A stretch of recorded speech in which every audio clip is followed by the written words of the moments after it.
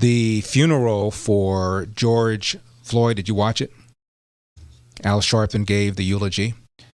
And I'm looking at this thing, and I'm watching Al Sharpton.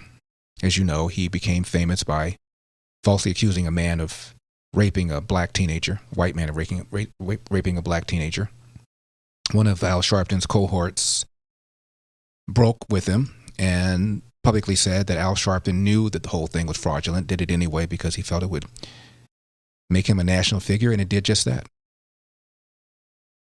He was right in the middle of the Crown Heights riots, making all sorts of anti-Semitic statements.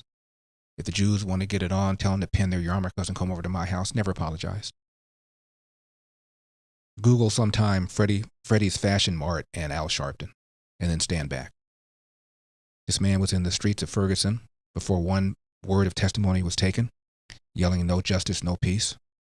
And we find out that the officer involved was completely within his right, and that the assertion that Michael Brown was running away with his hands up saying, "Don't shoot, hands up," is a lie.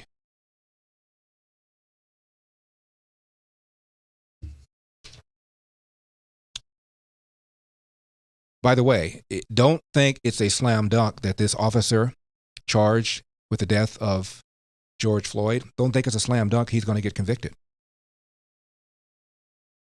It was awful what happened. Floyd should not have died. But holding this officer responsible for a crime called manslaughter, that's going to be hard to prove. His defense lawyer is already saying that his knee was not on his neck. The other officers are going to say, we didn't know where his knee was. We didn't know how much pressure he put on it. This is not going to be a slam dunk. I am Larry Elder. Do not leave town.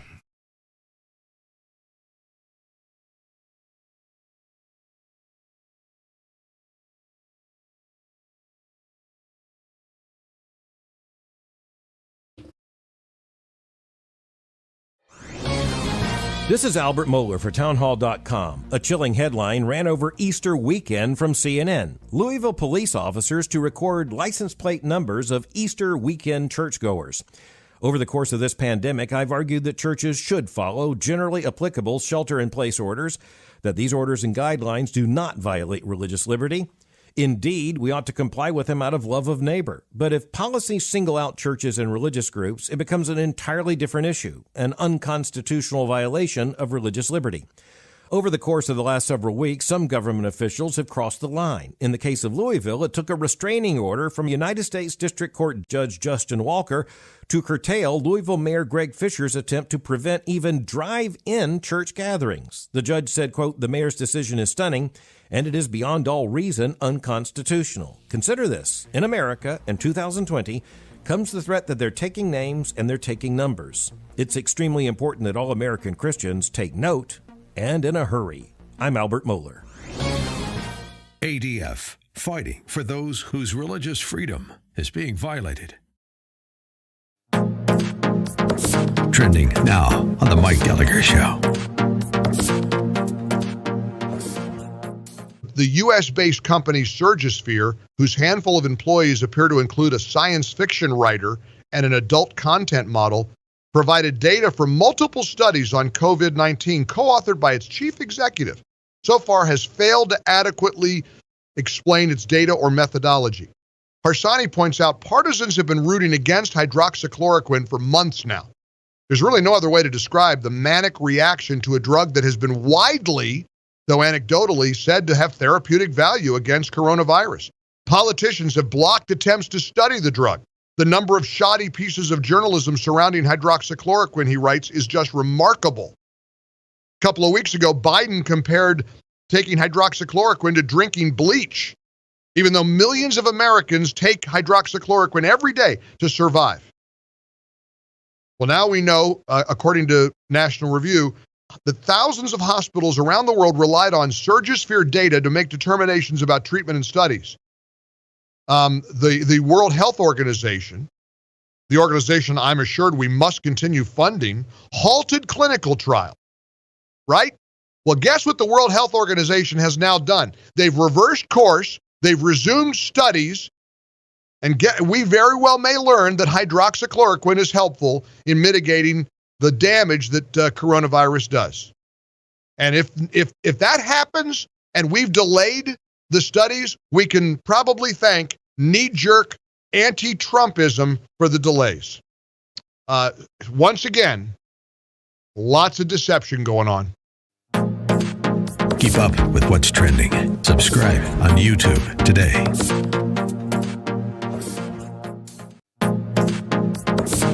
Trending now on The Dennis Prager Show.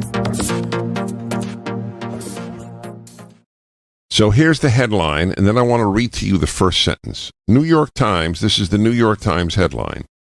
New York Times says Senator's op-ed did not meet standards.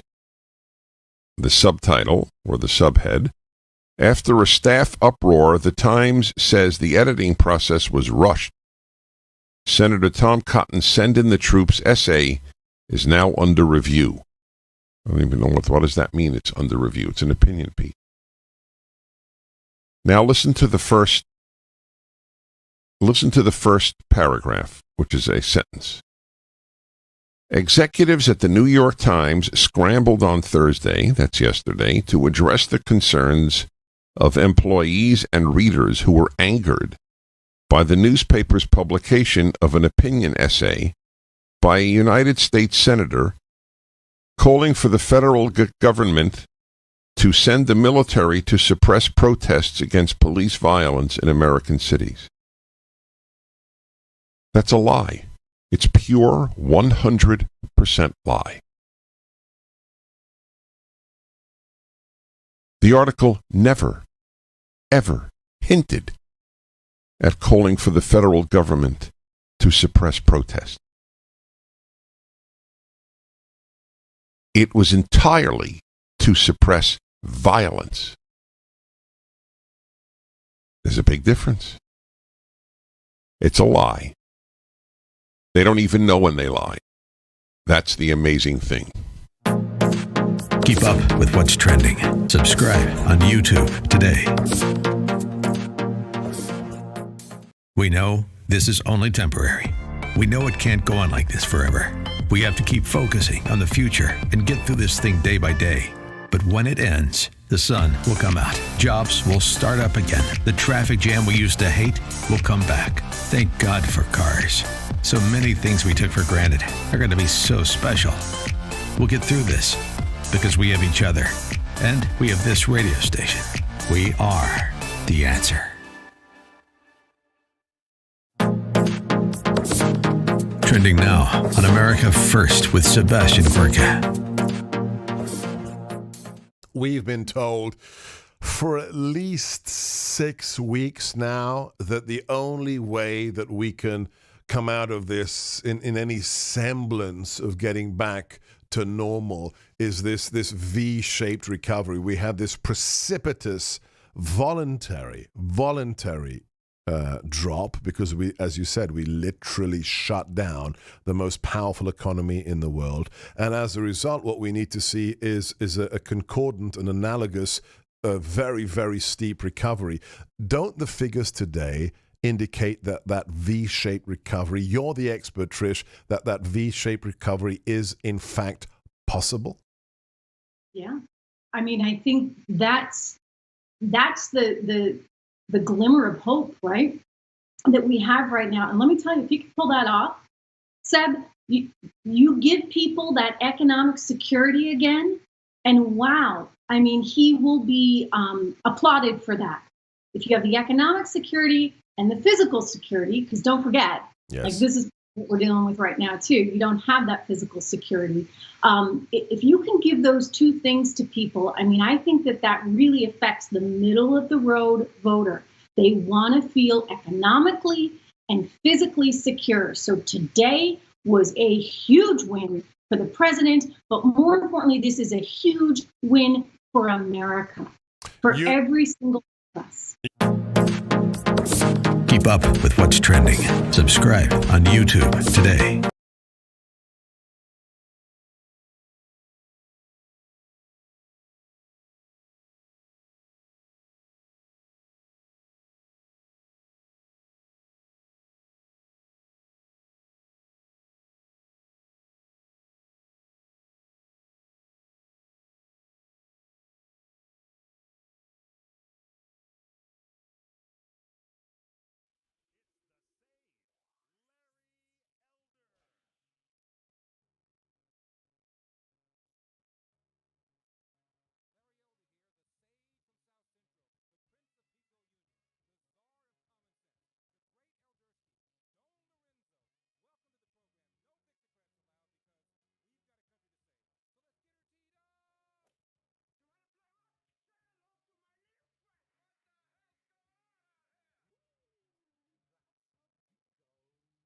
888-971-SAGE, 888-971-7243. I am Larry Elder. We are ReliefFactor.com studio.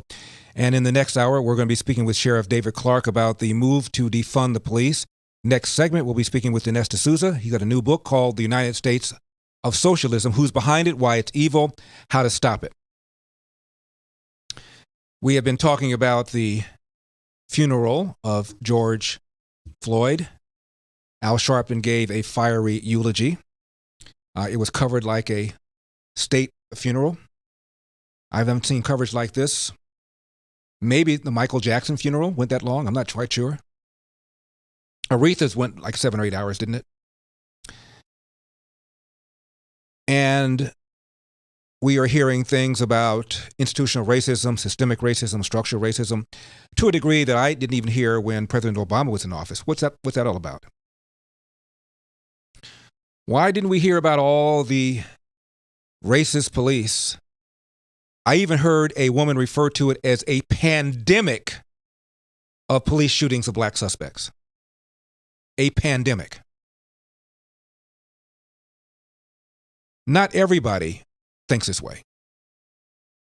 This is a montage of a few black people who believe that staying focused, working hard in today's America means that you pretty much have an opportunity to realize your potential. Not everybody thinks like a victim. The first two speakers in this montage are Morgan Freeman and a rapper named Lil Wayne. Do you think that race plays a part in wealth distribution, or either a mindset that you can't Today? or cannot? Yeah. No. You don't? No, I don't. Hey, you and I, we're proof. Why would race have anything to do with it? Put your mind to what you want to do and go for that. It's kind of like religion to me. It's a good excuse for not getting there. Where are we in the United States of America in race relations and what you see from day to day in your life? Skip, they wouldn't want to ask me that. They wouldn't want my answer to represent it because God knows I have been nothing but blessed. My whole path, these 33 years have been nothing but a blessing. I have never, and never is a strong word, I've never dealt with racism, and I'm glad I didn't have to. There is a class of colored people who make a business of keeping the troubles, the wrongs, and the hardships of the Negro race before the public. Some of these people do not want the Negro to lose his grievances. Speaker is David Webb. Because they do not want to lose their jobs. There is a certain class of race problem solvers who don't want the patient to get well. That was said by Booker T. Washington. How are we going to get rid of racism until... Stop talking about it. Morgan Freeman again. I'm going to stop calling you a white man. Yeah. And I'm going to ask you to stop calling me a black man. You know, it's frustrating to me that people take race and they make it personal. You know what I mean? Like we're at a loss in this generation. If you look at it in the 80s, Archie Bunker was a stark racist. Stark. If you don't know who Archie Bunker is, look him up. All in the Family, great show. You heard him. The Jeffersons, stark racist. Fred Sanford, stark racist. But you know what black people and white people did? They laughed. You watch 48 Hours with Eddie Murphy and Nick Nolte. Both of them hated each other because he was black and because he was white. You know what they did? They laughed. But I asked you what the racial breakdown was of your audience. Do you remember this? And you told me the only black face you could see in the whole audience was your makeup artist. I believe that's what you said, and she was in the front row, right? A lot of white kids love rap. Yes. Explain that. What does that say to you? What's the message of it? What's the bigger picture of it? I don't want to be bashed because I don't want to sound like I'm on the wrong if there is a side, but I thought that was clearly a message that there was no such thing as racism. That's what I thought that was. You know, I said, and it's probably get me in trouble, but I said to some of my colleagues recently, so I know that it's an issue, but it seems like every single day on television I'm talking about race, and it's because of the news cycle, it's in the news, but sometimes I get so tired of talking about it, I want I want to just go, this is over, can we move on? And if you talk about it, it exists. Right. Yeah. It's not like it exists and we refuse to talk about it, but making it a bigger issue than it needs to be is the problem we have. And right now, we are in a society where we can't have a conversation because no one's willing to listen. People are just shouting. People are just Whatever they shouting. think. People are walking down the street, hashtagging everything, but no one's listening. Using wrong examples to present an argument leads us nowhere forward. I understand the emotion and I respect my opposition, but when you go into the areas of making false charges and living in the past, you do not address the issues of the present. And, you know, incarceration rates in America has been a problem, especially as opposed to minorities. And Roman delves into the issues around the legal system. Do you think we've made any headway in the legal system? I think it's more important to make headway in our own house. By the time the system comes into play, the damage is done. They're not locking up 7-year-olds. In the 1960s, 80+% of blacks were two-parent homes. Today, that is reversed completely the other way. I was in Chicago a couple of 3-4 weeks ago, and we saw these little kids on bikes. Denzel Washington. With masks on the side of their head, like 5 or 6 of them. And the driver said, yeah, they're little yummies. I said, who? He said, little yummies. Look up, Google Lil Yummy. Lil Yummy was an 11-year-old murderer. Wow. And you look at his picture, you'll see the headshot of him, and he's like this. And he got murdered at 11 by a 14-year-old. Wow. Who's doing life now, and a 16-year-old. That makes no sense. You blame the system? Where was his father? No one wants to talk about perception when it comes to racial profiling. No one wants to talk about stereotypes when it comes to racial profiling. Blacks are convinced that the number one issue facing the country right now is social justice, racist white cops, discrimination, systemic racism, microaggression, whatever new word they come up with, and it's a bunch of nonsense. This is what I know. I'm a certified scuba diver. My first day of class, they told me this. When you're in shark-infested waters, everything in that water is considered a threat until proven otherwise. If it's a guppy, it could be a shark until you know it's a guppy. And I think as black men, we need to realize we're in shark-infested waters. And if we don't sit our young men down and we don't talk to them about perception, and we don't talk to them about stereotypes, we're doing them a huge disservice. It starts in the house. It starts in the home. And yeah, well, my father got locked up. Well, where was his father? Yeah. You know, like I did talk about my 3 closest friends, and they did, 15 and 25. One did 28, this and that. I was the only one of the 3 that had a father in my life, even though my parents were together. But I still had a father who was a gentle man and a good example, and they didn't. We can blame the system if we want, but they didn't lock any of us up at 7. Yeah. We were all doing enough to get locked up at 13.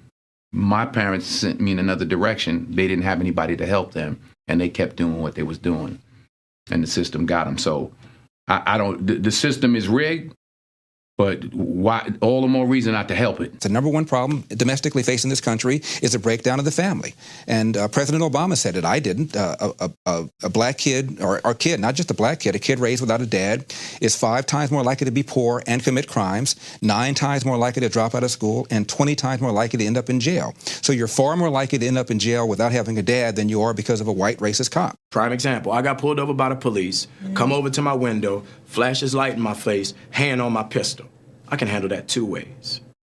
I can start yelling and screaming and tell him he a racist and he don't know me. You doing this wrong. Or I can say, yes, officer, no, officer, or we done, officer.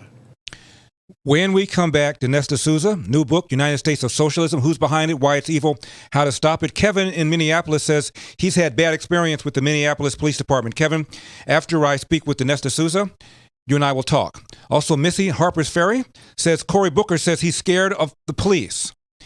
And Phil in Philadelphia wants to know whether or not kneeling will be required when the NFL resumes. I'm Larry Elder.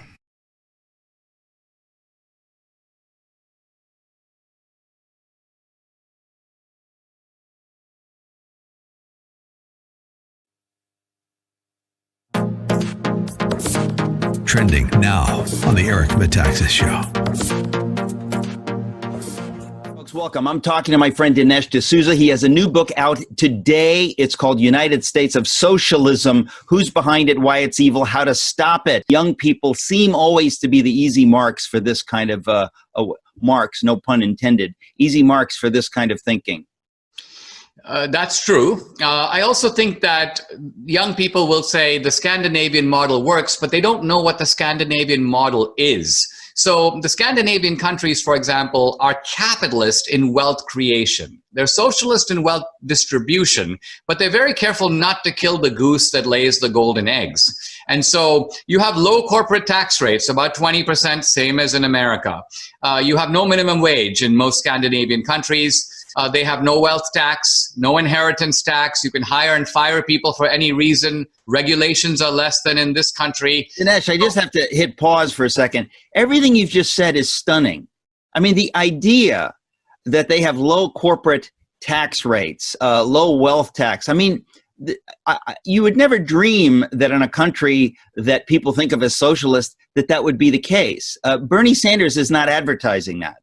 No, and in fact, Bernie Sanders and Elizabeth Warren want to impose financial transaction taxes on Wall Street. Now, there's no Scandinavian country that goes near this. The second part of it is they say, look, we can have a generous welfare state, but here's the point. Everybody has to pay for it, not just the rich. We're not going to go after the billionaires. The basic idea is if we have a 50% tax rate and you make $60,000 a year, give us 30. So in other words, they tax the middle class. Keep up with what's trending. Subscribe on YouTube today.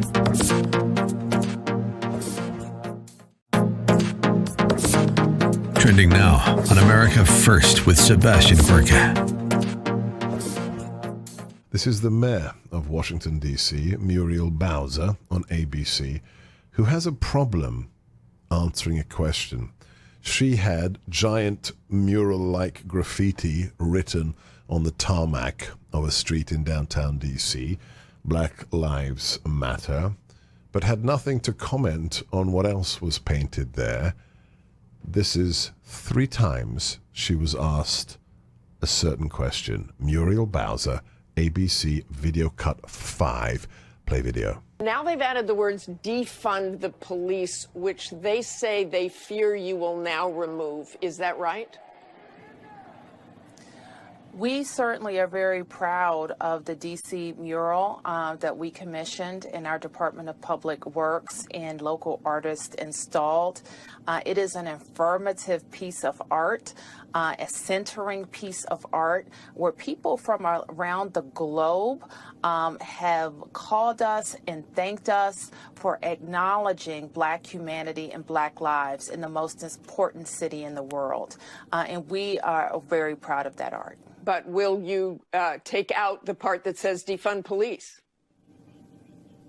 Well, it's not a part of the mural, and we certainly encourage expression, but we are using the city streets for city art. In other words, that will go away. You will paint over that. I actually haven't even had an opportunity to review it, Martha. She surrendered. She's surrendered. That's the mayor of Washington, D.C., 3 times refusing to say, yes, we will remove the graffiti that says defund the police. Clear enough for you?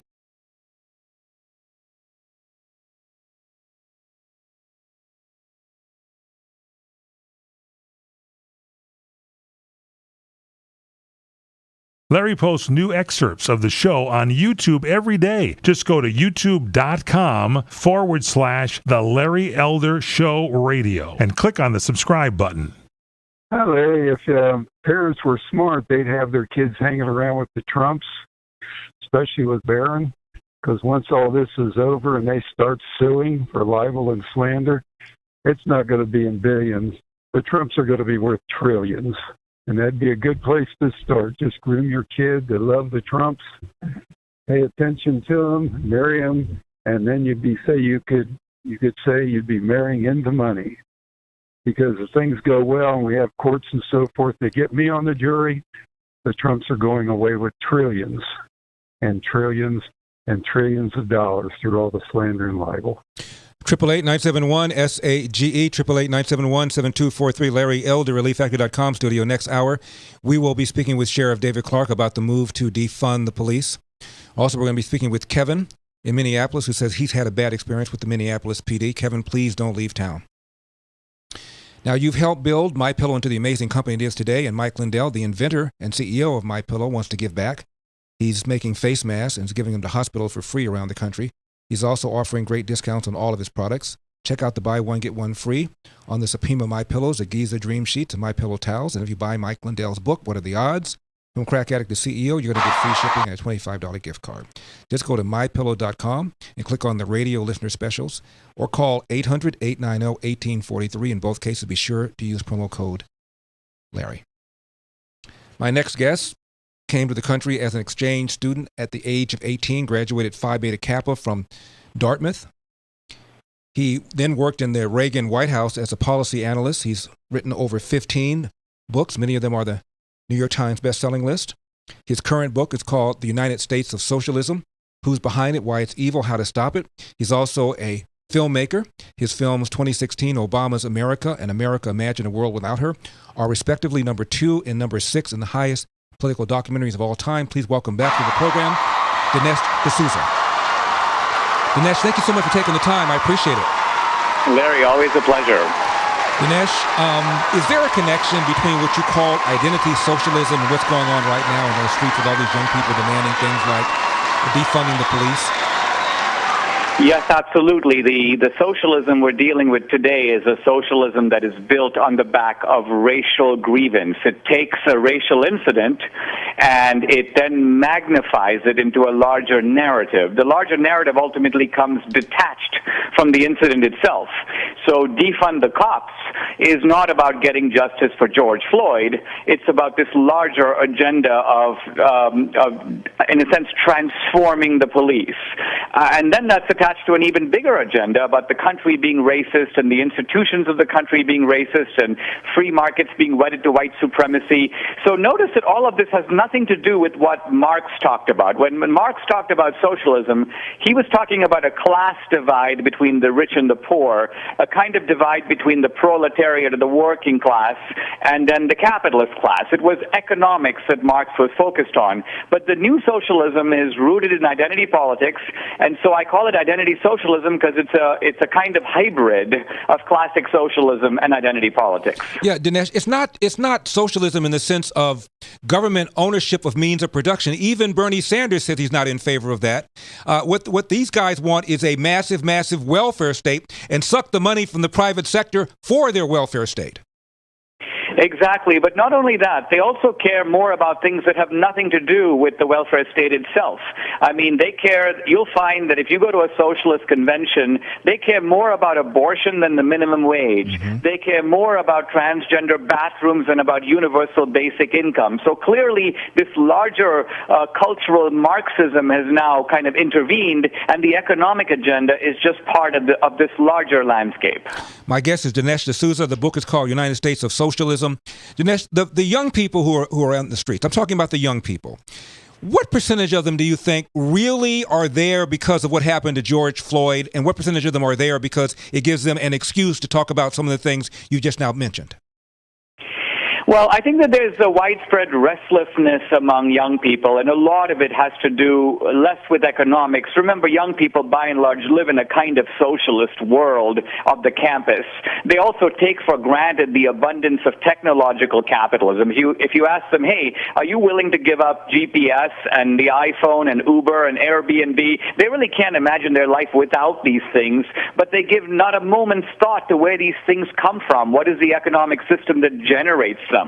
So ultimately, I think they're filled with these questions about who am I, and so on, and the left gets them by appealing to identity politics. Will they eventually be mugged by reality and come back to the center?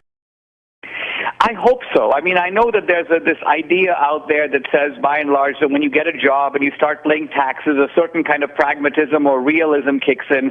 But there's also a lot of survey data that the kind of values that you internalize when you're between 18 and 22 are the values that stay with you for the rest of your life. That's been true of me. I became a young Reaganite in the 80s. I was an immigrant from India. I had really never thought about politics before, and I'm still inspired by that kind of Reaganite optimism, that big sky view of America that hit me as a teenager, even though I'm now well into my 50s. The book is called United States of Socialism, Who's Behind It, Why It's Evil, How to Stop It. It's up on LarryElder.com.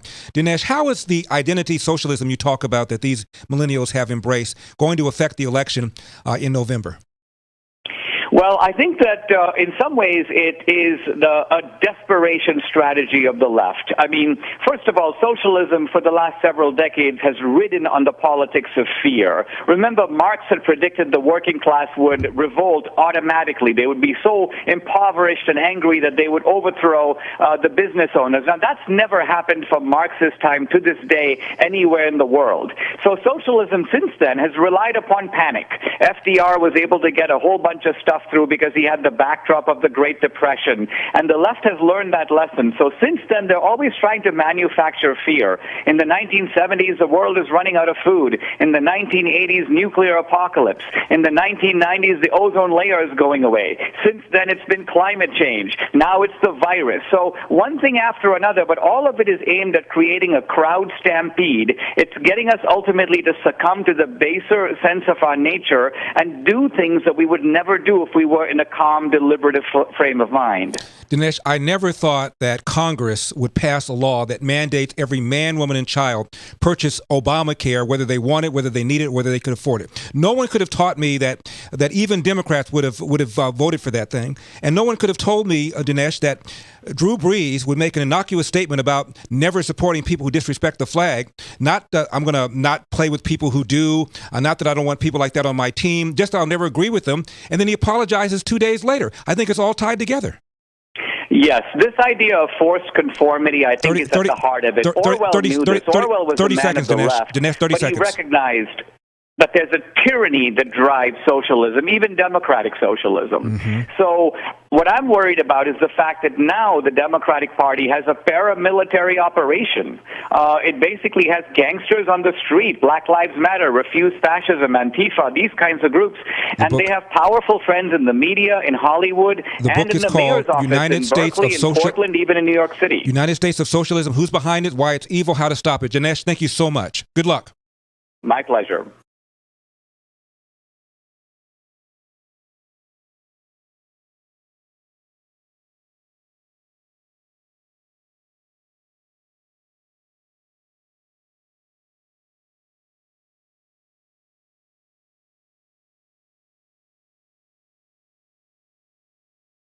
This coming November, you'll have a chance to make a difference.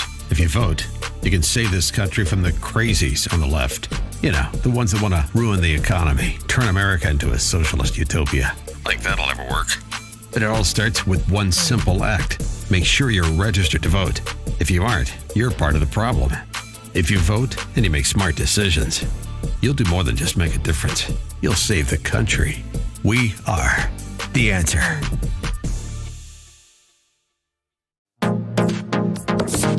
Trending now on the Dennis Prager Show.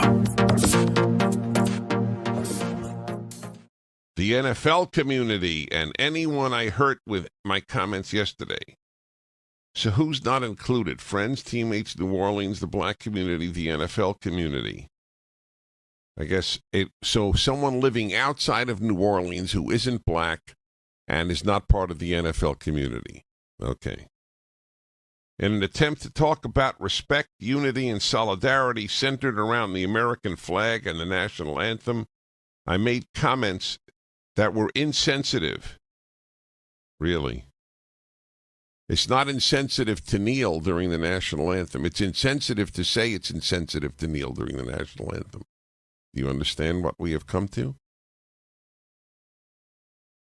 You can thank the New York Times, your colleges and high schools, the rest of the media. That's the world in which we live today. Up is down and down is up. Good is bad and bad is good. I made comments that were insensitive and completely missed the mark on the issues we are facing right now as a country. They lacked awareness and any type of compassion or empathy. Wow. He really had to grovel. To say that it is wrong not to stand during the national anthem is to lack any compassion or empathy. What if the flag were burned? Let's say an NFL player came out and burned the flag. I'd be very curious to know, would that be allowed if a black player did that, or for that matter, a white player, in the name of Black Lives Matter, burned the American flag at the opening of an NFL game? Would we be allowed to condemn that? Would an NFL player be allowed to condemn that? I would say no. Keep up with what's trending. Subscribe on YouTube today.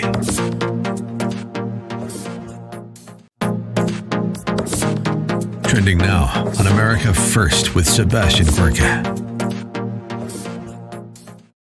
I can think of many abuses of authority, but I don't have the time to list them all. From the IRS being used to target conservative Americans because they're conservatives, to the Department of Justice under Obama providing weapons to drug cartels in Mexico under the Fast and Furious operation, to the sale of 20% of our nation's uranium against statute when Hillary Clinton was chairman of the CFIUS committee that had to approve that sale, and her husband had just received $500,000 for one speech from the same Russian company that acquired that uranium.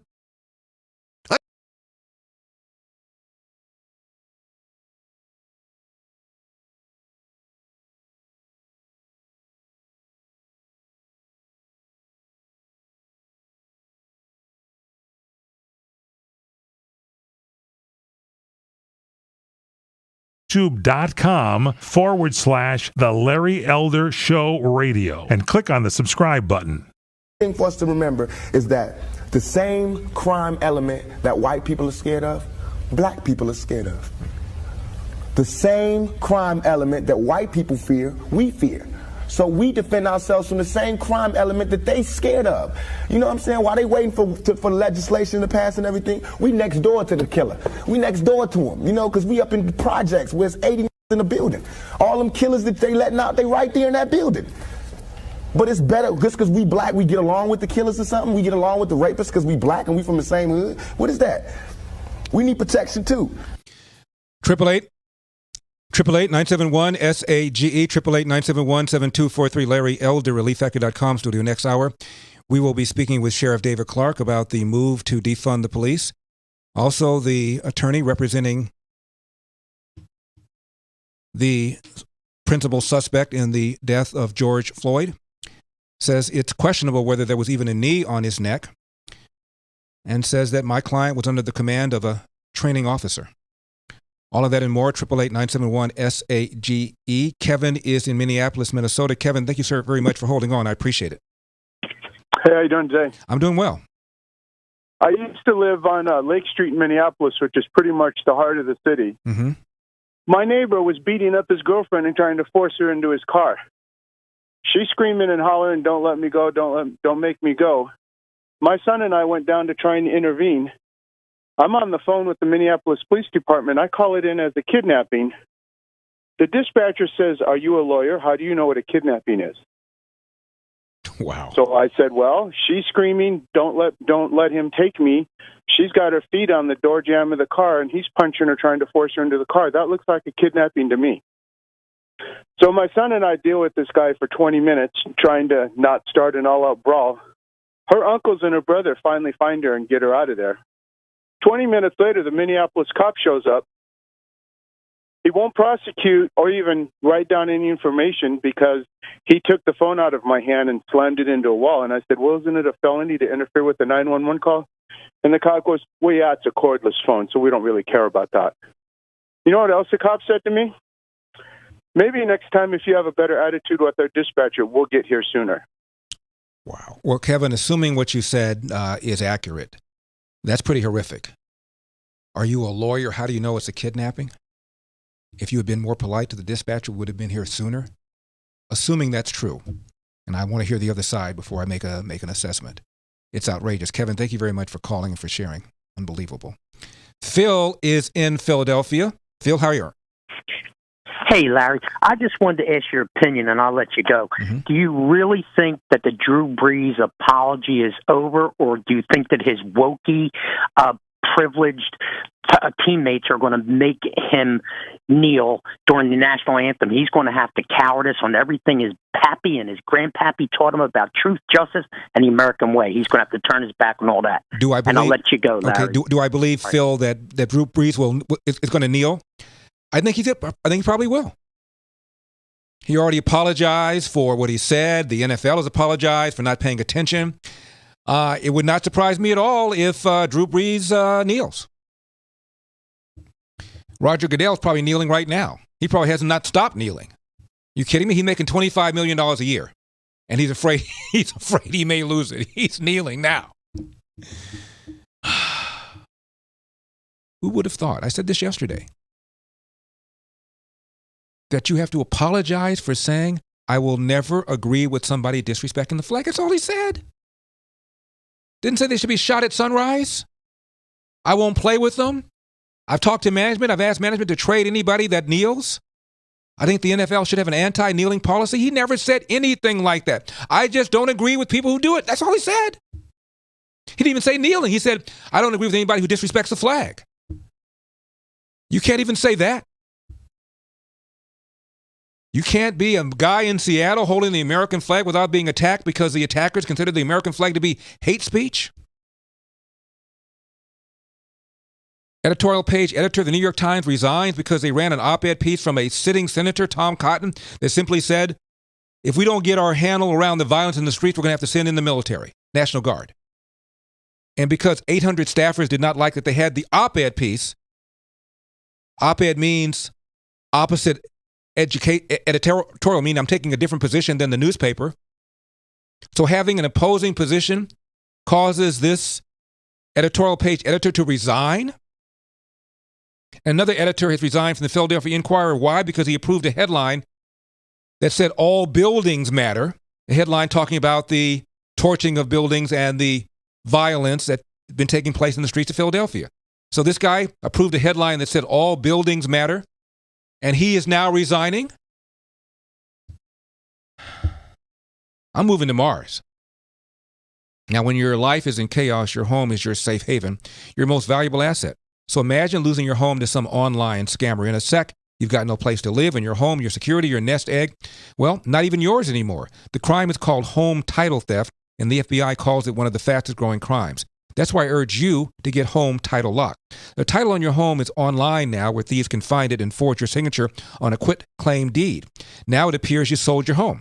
Then they'll borrow against your home and leave you with the payments. Why go through the hassle of attempting to get your bank and insurance company to protect you when you can get Home Title Lock and sleep easy at night? One way to avoid this nightmare, Home Title Lock. Go to HomeTitleLock.com, register your address to see if you're already a victim. Use code Larry for 30 free days of protection to get you through the crisis. HomeTitleLock.com, use code Larry.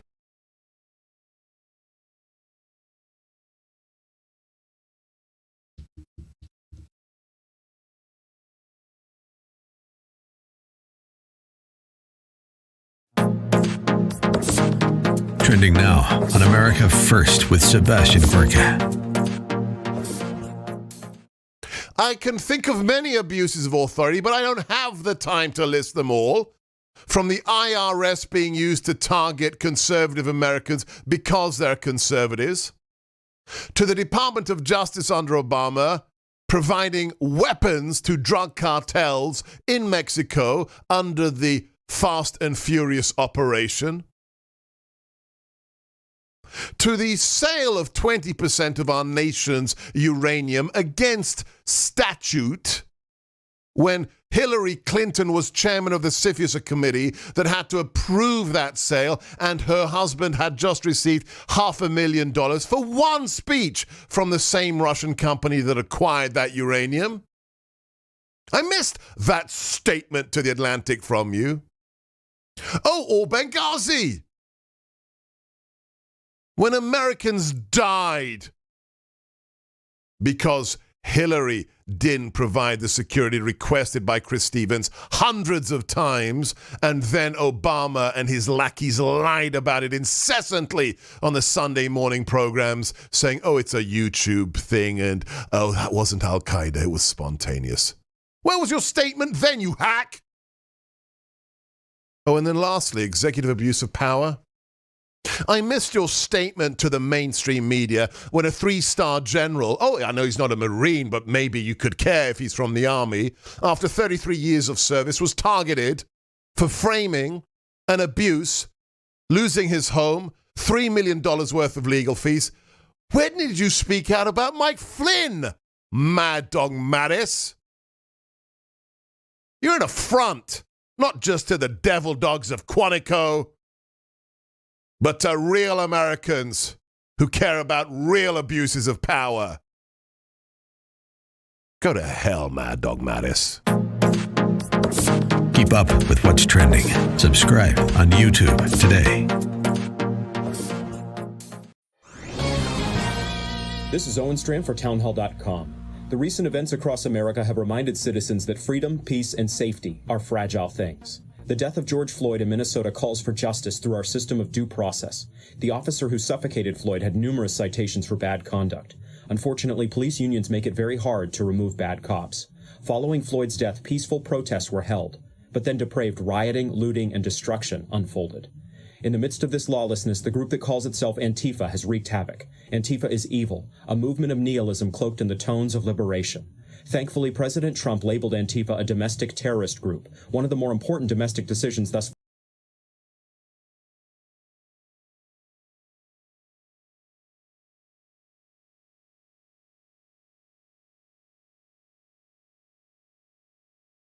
Call the Larry Elder Show now at 888-971-SAGE. That's 888-971-7243. Eldorado's Let Larry Know What's on Your Mind. Mr. Elder, I really enjoy your show.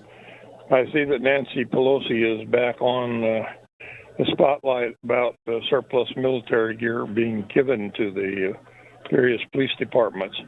I've avoided watching most of the disturbances, but I've yet to see a tank or a bazooka or a weapons carrier or anything of that nature.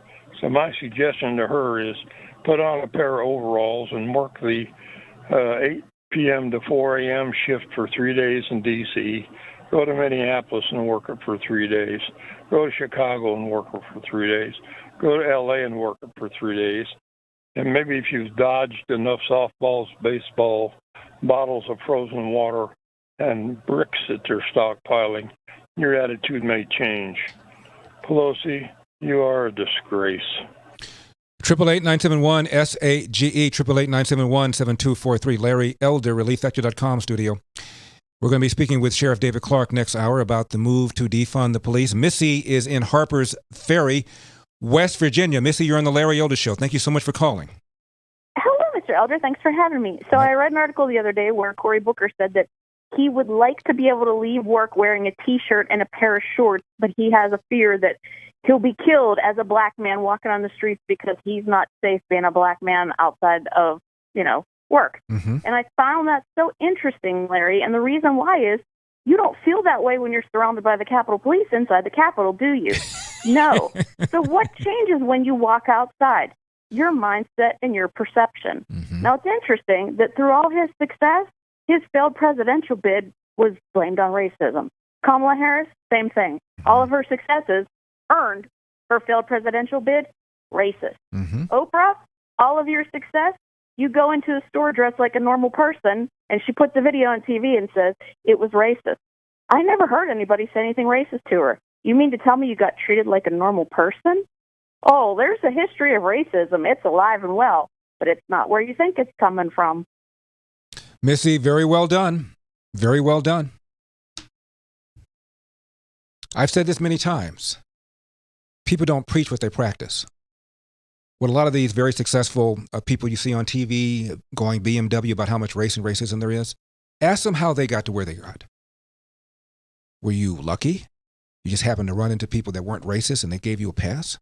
Or did you bust your tail, took risks, work really hard, long hours, sometimes for very low pay, in hopes that you're going to be able to get a better return on your labor?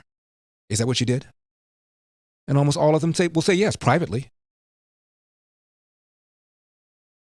There is a man named Willie Brown who, for 15 years, was the Speaker of the Assembly. And many people considered him to be the most powerful person in California for that period of time, more powerful than the governor. And one time he held a press conference, and he wagged his finger at all of these white reporters and said, "Every one of you owes me. Every single one of you owes me."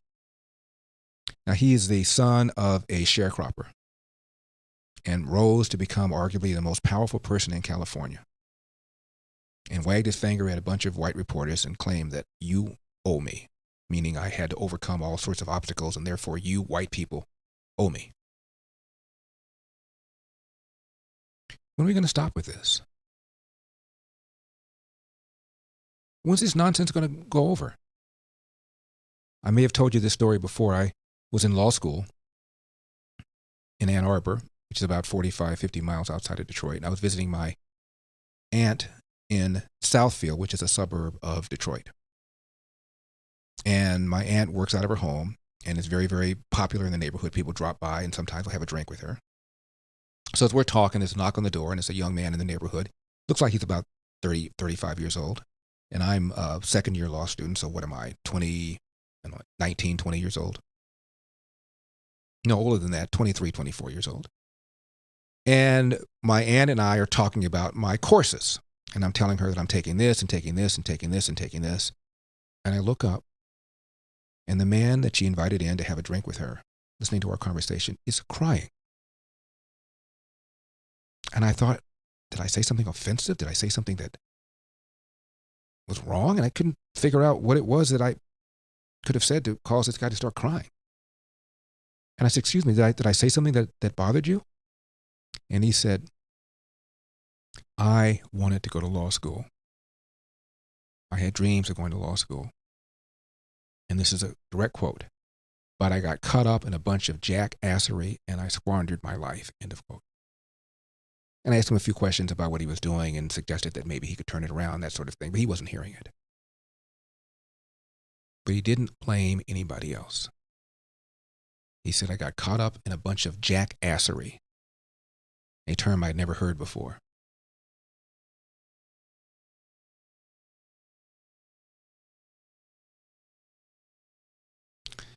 I belonged to a private club in Cleveland called the Cleveland Athletic Club. And only a handful of blacks ever joined. I was like the second or third one. And it's a private club where there was a swimming pool and gym and restaurants and all sorts of very nice amenities downtown Cleveland. And much of the staff members were black. And they are instructed to call you Mr. So it's kind of awkward. Here I am, not even 30 years old, and I have this guy my dad's age calling me Mr. And one of the guys that I liked a lot was named Walter. Walter worked in the pool, or the shooting pool room. I'm not a good pool player, but I enjoyed playing, and he would try and teach me how to play better. So we kind of bonded. And this is during the time Jesse Jackson was running for president. I don't remember whether it was 84 or 88. It was one or the other. We're walking out, and he turned to me and he said, "Mr. Elder, what do you think about the presidential prospects of our Reverend Jesse Jackson?" Now, because of the way he said it, I knew he supported him, and of course I didn't. And I didn't want to lie, but I didn't want to offend this man. And so I said, "Well, I just don't think he's qualified." And he turned to me and he said, "Me neither. He's in the we shall overcome business. And you know what, Mr. Elder? We done overcome." End of quote. If my father was not bitter, having grown up in the Jim Crow South, Athens, Georgia, where there were separate public parks, he told me the public park for black people was inferior, back of the bus, When he was on the trains at the Pullman Porter, he told me he always had to have cans of tuna and crackers because you never knew when you were going to be able to get a meal. My dad tried to get a license to operate a cab. He was referred to as an N-word in open court by a judge. And if my father isn't angry at the world, how dare other people? Now, spring and summer are right around the corner. Remember the things you used to do, before the pain stopped you? Well, I do. That's why I take Relief Factor every day. Now, Pete and Seth, the father-son owners of Relief Factor, tell me that their happiest customers tell them that their friends and spouses are happy too because they want you out of pain because they miss the old you, the hiking, the walking, the golfing. Well, 100% drug-free Relief Factor could be the answer to your back, your hip, your knee pain, any kind of pain, whether due to aging, exercise, or just everyday living. This is exactly why Pete and Seth created what they've called the 3-week quick start just for you. Think of it as a trial pack. See if they can get you out of pain too. ReliefFactor.com, ReliefFactor.com, 800-500-8384, 800-500-8384.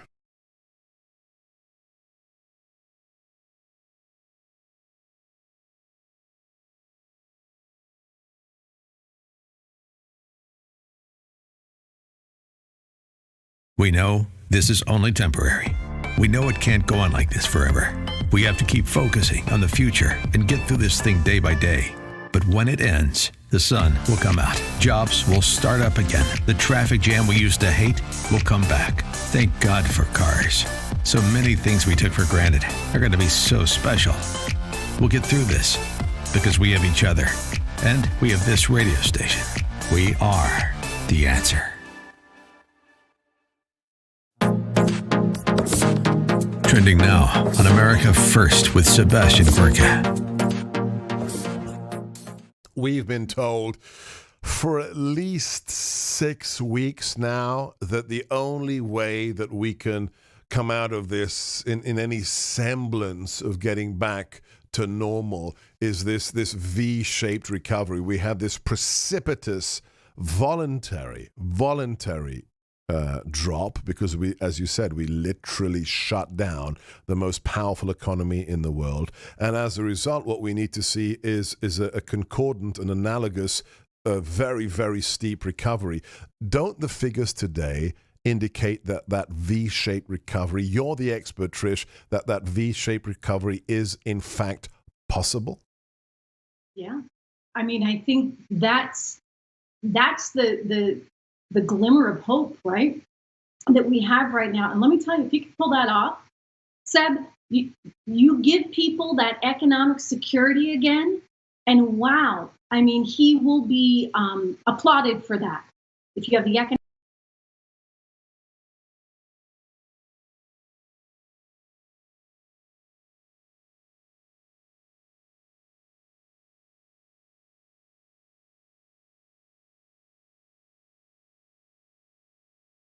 America, we have a country to save. And now, here's Larry Elder. Yeah, Larry Russell from San Pedro.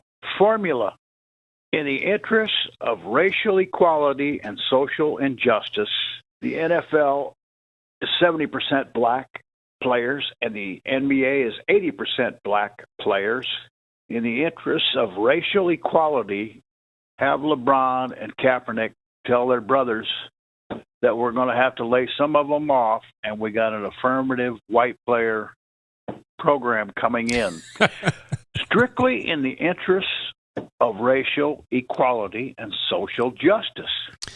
And by the same token, why don't we have some of these anchors on TV always talking about the lack of opportunities for black people resign, give up their 7-figure-a-year jobs and turn it over to some worthy, aspiring journalists of color, for diversity. 888-971-SAGE, 888-971-7243, Larry Elder, ReliefFactor.com studio. Coach Greg Popovich says he felt embarrassed as a white person to watch what happened to George Floyd. Embarrassed as a white person. So whenever anybody white does something stupid, you feel embarrassed as a white person? You're responsible for that person's behavior? Wow. Now, we post excerpts from the show on YouTube every day. And check out our new YouTube channel. It's called youtube.com/The Larry Elder Show Radio. And once you subscribe and click on the subscriber button, you won't have to do it again because we'll alert you whenever we post something new. And be sure and check out my column on LarryElder.com. And be sure and follow us on Facebook, on Twitter, and on Instagram. Coming up, we're going to be speaking with Sheriff David Clarke about the move to defund the police. And also a union official says the LA City Council person who is moving to defund the police is a phony and a hypocrite because she's getting 24/7 security around the clock at her home. 2 full-time officers protecting her home as she's voting to defund the police. What's wrong with this picture? Marty is in Sacramento, California. How you doing, Marty? Hey, Larry. Hey, thanks for taking my call. My pleasure. Hey, I wanted to talk about, a couple of things with Drew Brees. First off, I would love to see him call a press conference, resign, and then talk about the commissioner or the owner calling him and telling him he better apologize or else. And then ask whatever the football fans are out there to, if you're fed up with this crap, to maybe stop watching football, go buy a football, go play a game in the local park. Marty, real quickly, do you know whether or not he was asked to apologize by the commissioner? I do not, but somebody called him and told him he better apologize. Oh, I'm sure somebody got to him. I just want to know whether or not you have any information that he was ordered to apologize. That's another story if that were true. Marty, thank you very much for that. I appreciate it. 888-971-SAGE, 888-971-7243. I am Larry Elder. Sheriff David Clarke, next hour, do not leave town. All across America, The Larry Elder Show.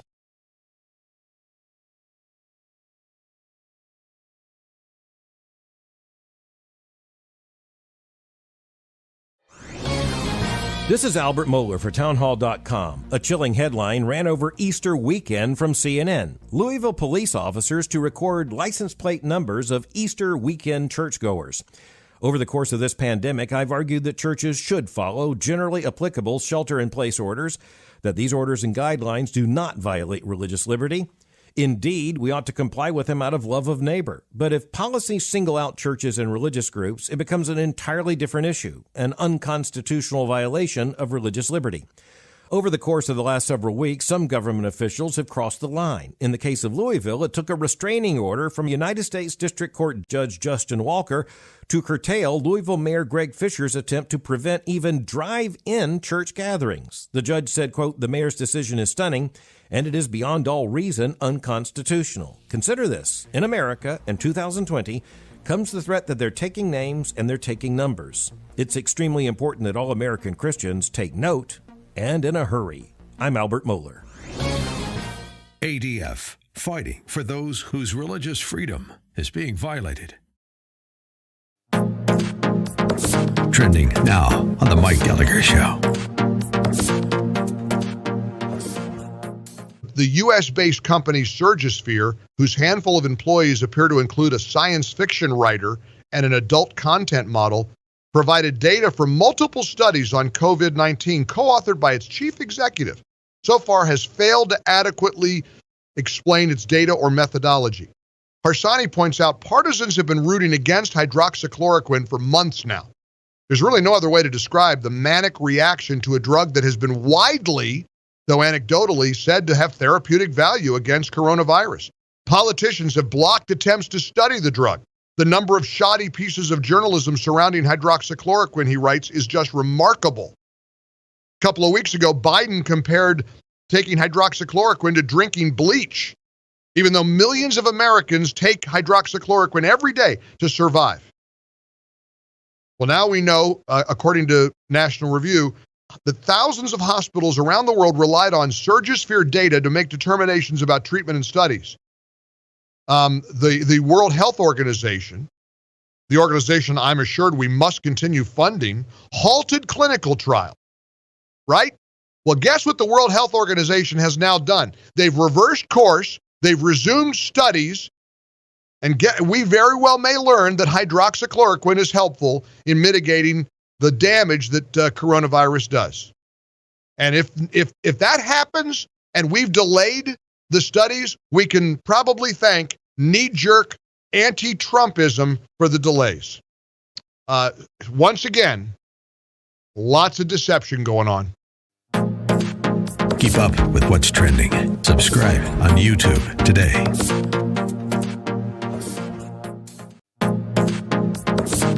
Trending now on The Dennis Prager Show. So here's the headline, and then I want to read to you the first sentence. New York Times, this is the New York Times headline. New York Times says Senator's op-ed did not meet standards. The subtitle, or the subhead, after a staff uproar, the Times says the editing process was rushed. Senator Tom Cotton's Send in the Troops essay is now under review. I don't even know what does that mean, it's under review. It's an opinion piece. Now listen to the first paragraph, which is a sentence. Executives at the New York Times scrambled on Thursday, that's yesterday, to address the concerns of employees and readers who were angered by the newspaper's publication of an opinion essay by a United States senator calling for the federal government to send the military to suppress protests against police violence in American cities. That's a lie. It's pure 100% lie. The article never, ever hinted at calling for the federal government to suppress protest. It was entirely to suppress violence. There's a big difference. It's a lie. They don't even know when they lie. That's the amazing thing. Keep up with what's trending. Subscribe on YouTube today. We know this is only temporary. We know it can't go on like this forever. We have to keep focusing on the future and get through this thing day by day. But when it ends, the sun will come out. Jobs will start up again. The traffic jam we used to hate will come back. Thank God for cars. So many things we took for granted are going to be so special.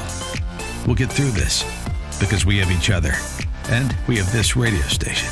We are the answer. Trending now on America First with Sebastian Gorka. We've been told for at least 6 weeks now that the only way that we can come out of this in any semblance of getting back to normal is this V-shaped recovery. We have this precipitous voluntary drop because we, as you said, we literally shut down the most powerful economy in the world. And as a result, what we need to see is a concordant and analogous, very, very steep recovery. Don't the figures today indicate that V-shaped recovery, you're the expert, Trish, that V-shaped recovery is in fact possible? Yeah. I mean, I think that's the glimmer of hope, right, that we have right now. And let me tell you, if you can pull that off, Seb, you give people that economic security again, and wow, I mean, he will be applauded for that. If you have the economic security and the physical security, because don't forget, like this is what we're dealing with right now too. You don't have that physical security. If you can give those two things to people, I mean, I think that really affects the middle of the road voter. They want to feel economically and physically secure. So today was a huge win for the president, but more importantly, this is a huge win for America, for every single one of us. Keep up with what's trending. Subscribe on YouTube today.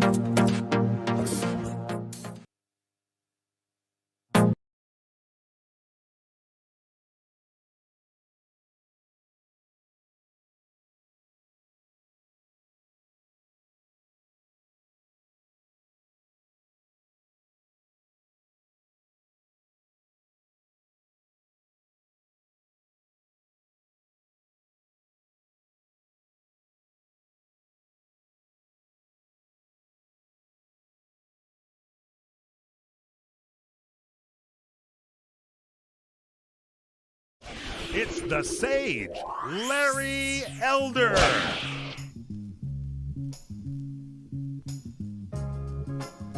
Larry Elder here, the sage from South Central, the Prince of Pico Union, the Czar of Common Sense, the Great Eldersky, Don Lorenzo.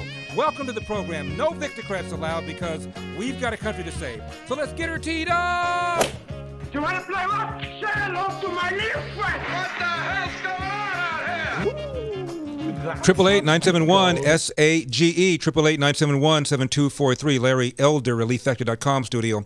In a few minutes, we will be speaking with Sheriff David Clarke about the move to defund the police. Speaking of which, Attorney General Bill Barr talked about the things that Donald Trump has done to address inequities in the criminal justice system. Here's what he said. The president, has been attempting to address the criminal justice reform issue. He did the First Step Act. He set up the first police commission since Lyndon Johnson. And we've been looking precisely at these issues, and we'll be coming out very shortly with our proposals on this. And he's also advanced opportunity zones in the inner city. And he's pushing for school choice for inner city parents. That's to me, the civil rights issue of our era, is giving these parents the wherewithal to educate their children in the best schools possible. And so he is addressing. I don't know why the president doesn't make a bigger deal out of that. That the administration supports vouchers. And again, education should be a local function, not a federal function. I believe that the Department of Education should be completely abolished. Ronald Reagan ran in 1980 with a plan to do that. Not only did he not succeed, it actually grew. Once you have a bureaucracy, once you have a bureau, once you have a government agency, you cannot kill it with a stick. But when you look at the quality of some of these urban high schools where the kids cannot read, write, and compute at grade level, those who graduate when they go on to a community college or a four-year school are often taking remedial courses in math and in English because of the substandard education they got K through 12. And here comes a party that wants to give an urban parent an option out of a bad, underperforming government school. The Democrats are saying, no, your kid is going to be assigned to that school, whether you like it or not. And I've talked to you about the fact that teachers with school-age kids, a disproportionately large percentage of them put their kids in private school. Nationwide, around 10% of families have their kids in private school. Around 6% of black families do. However, when you look at teachers with school-age kids in Philadelphia, 44% or so have them in private schools. Around 39% in Chicago. 28% or so in Los Angeles. These are teachers with school-age kids not putting their own kids in public school. And the Republican Party wants to give that urban parent the power to say, here's a voucher, try and get your kid into a better school, and you're still pulling that lever for the Democratic Party when you're telling me simultaneously that the route to the middle class is education? I don't get it. And I think the Republican Party should make a far bigger deal out of all of this. Now, guess who has been honoring the death of George Floyd? Listen to this. احترام در واقع این جنبش مظلومان ایالات متحده آمریکا که شکل گرفته 5 ثانیه شما قیام بکنید 15 ثانیه ما ساکت باشیم و This is the Iranian parliament chanting death to America in honor of George Floyd. یه چند تا مرگ بر آمریکا به احترام این جنبش داشته باشیم. My Farsi isn't that good, so I'm not quite sure. Death to America in honor of George Floyd. Okay. The LA City Council president is voting to cut money from the LAPD while getting 24/7 security from 2 officers. A union officer suggests that maybe, just maybe, this is a little hypercritical. Tonight. We begin your evening on Spectrum News 1 with the topic you're probably hearing everywhere right now, budget cuts. Proposed funding cuts to the Los Angeles Police Department are sparking outrage among many of its members. Last week, the city council, led by Council President Nuri Martinez, proposed slashing $150 million from the LAPD's budget and then redirecting that money to disadvantaged communities. Natalie Burnell has been looking into this, and she found that even while Martinez was introducing the motion, she had a private LAPD LAPD security detail guarding her home at times 24/7 until we started asking questions. Well, the protective detail at the council president's home is now gone, but members of the LAPD are fuming and even feel betrayed. They say some elected officials are acting hypocritical, criticizing the department one day and having officers guard their private homes the next. Knowing an LAPD unit was ordered to stand watch outside the private home of Council President Nury Martinez from April until June has been infuriating some members of the force, including Detective Jamie McBride. It's kind of ironic. You know, here she is demanding $150 million be reallocated from the police budget, but yet she has security at her house provided by the Los Angeles Police Department. But not just for a day. We're talking since April. You guys staying safe? Jamie is a 30-year veteran of the LAPD and serves as director for the department's union, the LA Police Protective League. He spent more than 5 years working the Foothill Division that serves Martinez's district. The station covers 44 square miles with 7 police units each shift. It's a very, very large division, and now we're taking one unit away from that equation. If a citizen calls 911, there's less units on the streets to respond to that 911 that call. Spectrum News 1 shot this exclusive video last week after receiving a tip about the private security detail. Neighbors confirmed the units had been there for 2 months but didn't want to speak on camera. Units, plural. Only telling us they were pleased with having private security by the LAPD in their neighborhood. We had a chance to speak with several of the officers during a shift change. How long have you been here? Since about 8 o'clock in the morning.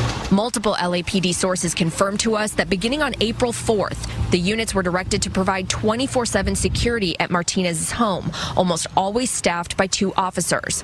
Starting May 6th, the units would camp out from 7 a.m. to 9 p.m. with roving patrol checks overnight. It's disgusting.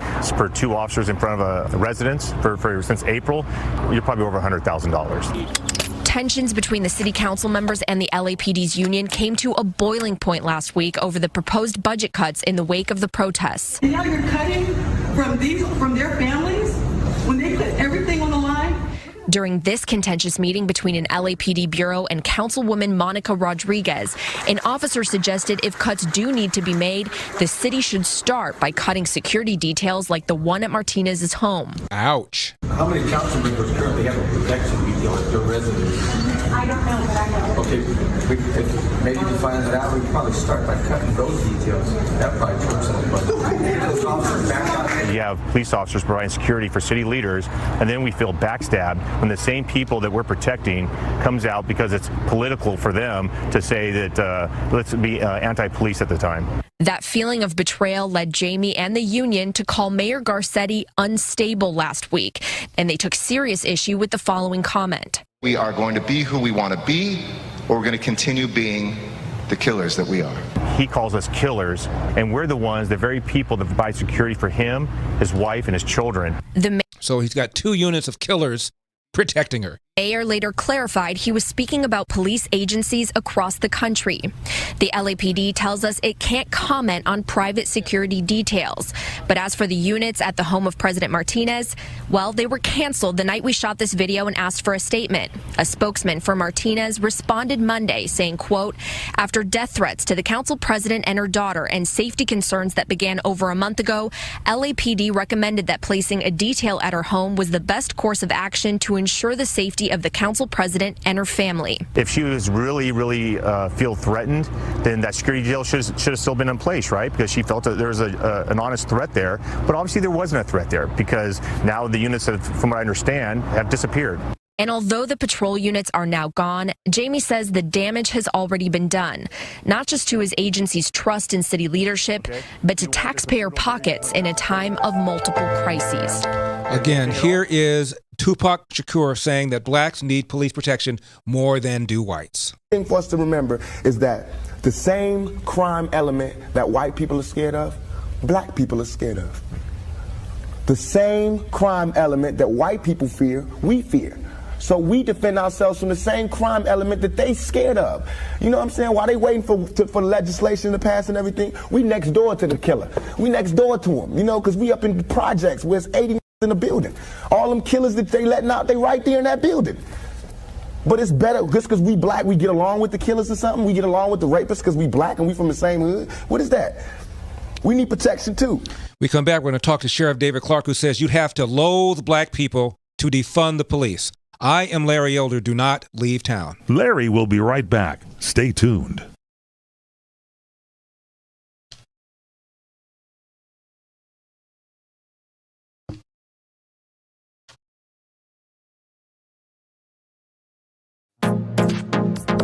Trending now on The Mike Gallagher Show. This is a good country. This is a good and decent land. And I believe that with all of my heart. That doesn't mean we can't do a lot better. But it doesn't mean that a sizable percentage of America is bad. Evidently, former Vice President Joe Biden and the Democrat presidential nominee thinks a pretty sizable portion of America is bad. He had a town hall yesterday, another one of these virtual town halls. It feels like every time Biden goes off script, he gets in trouble. Do you believe that up to 15% of Americans are bad people? Is that your view of the nation? If we're going to start categorizing what percentage is good, what percentage is bad, I don't know. That doesn't seem like a winning campaign strategy to me. Here was Joe Biden yesterday.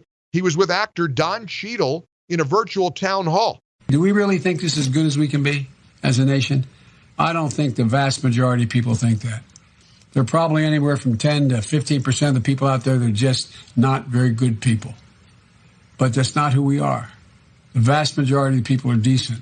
We have to appeal to that, and we have to unite people, bring them together.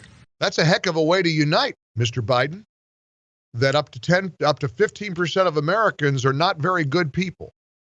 What a unifying message. I guess that goes on a campaign slogan. 15% of Americans are bad? Wow. Keep up with what's trending. Subscribe on YouTube today. This coming November, you'll have a chance to make a difference. If you vote, you can save this country from the crazies on the left. You know, the ones that want to ruin the economy, turn America into a socialist utopia. Like that'll ever work. But it all starts with one simple act. Make sure you're registered to vote. If you aren't, you're part of the problem. If you vote and you make smart decisions, you'll do more than just make a difference. You'll save the country. We are the answer.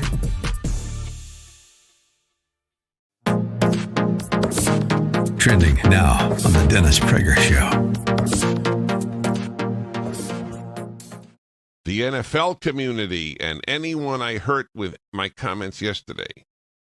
So who's not included? Friends, teammates, New Orleans, the black community, the NFL community. I guess so someone living outside of New Orleans who isn't black and is not part of the NFL community. Okay. In an attempt to talk about respect, unity, and solidarity centered around the American flag and the national anthem, I made comments that were insensitive. Really. It's not insensitive to kneel during the national anthem. It's insensitive to say it's insensitive to kneel during the national anthem. Do you understand what we have come to? You can thank the New York Times, your colleges and high schools, the rest of the media. That's the world in which we live today. Up is down and down is up. Good is bad and bad is good. I made comments that were insensitive and completely missed the mark on the issues we are facing right now as a country. They lacked awareness and any type of compassion or empathy. Wow. He really had to grovel.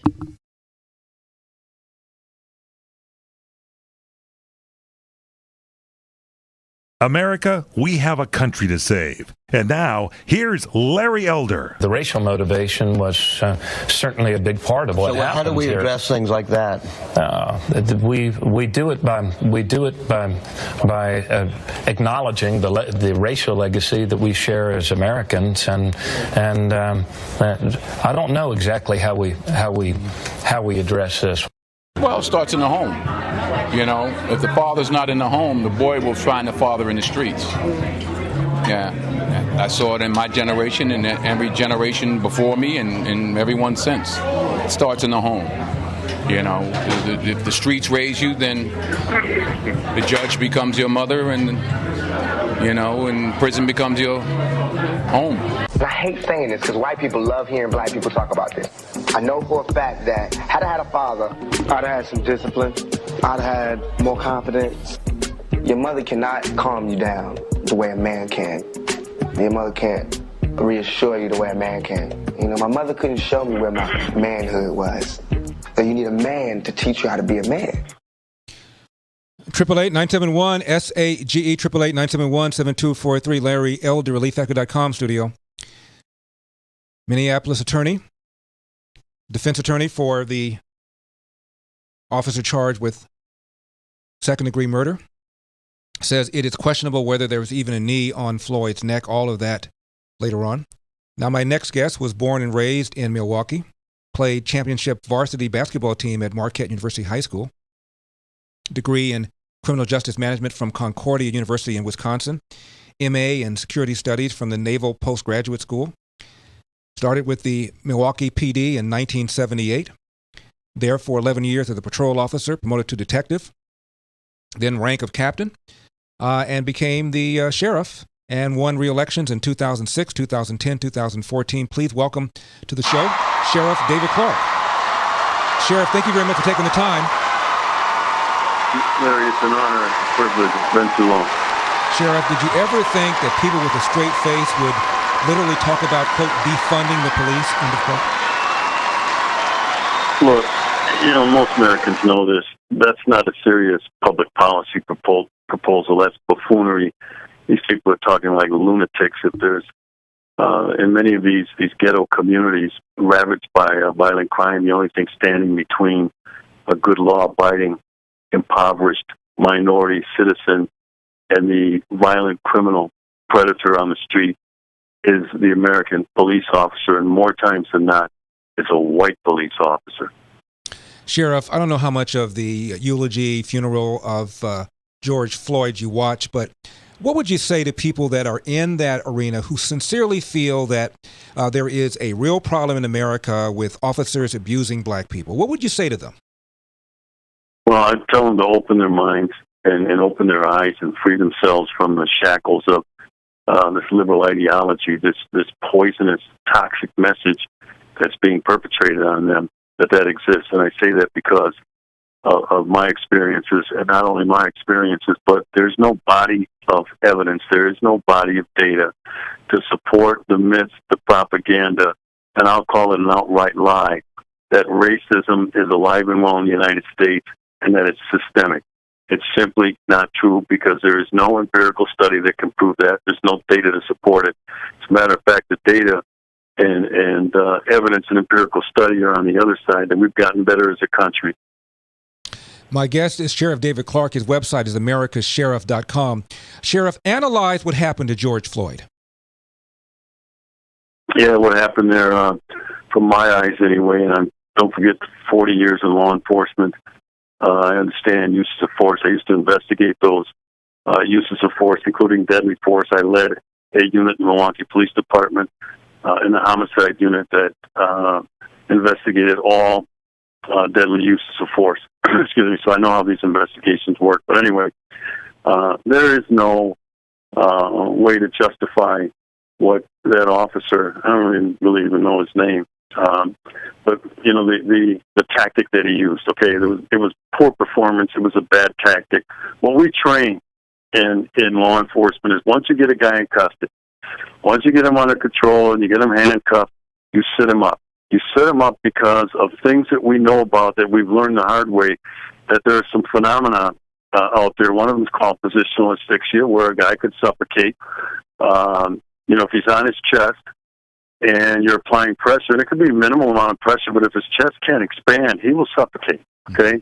And there's also this phenomena called excited delirium, which can cause a heart attack. Now, I don't know which one of those played a role. I have not seen the reports. I haven't interviewed anybody, and I haven't read the autopsy. But that's why we teach law enforcement officers to sit the person upright, and that did not happen. So there's no way for me to justify what I saw, as did millions of other people.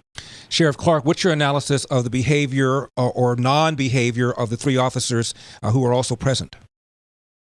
Yeah, that's a failure there. I think it's a failure of leadership. You saw some other officers in the scene, but I'll tell you what, I'm not justifying the actions, I'm telling you what I saw. They saw their role as keeping the crowd back, all right, and it was necessary. However, I would like to think that with what was going on and the people yelling, that somebody would have looked over. And, you're supposed to cover each other. You cover each other to make sure that things are going right. And someone could have walked over there and said, hey, let's sit this guy upright. But it didn't happen. So, when you see all that, it was like the perfect storm.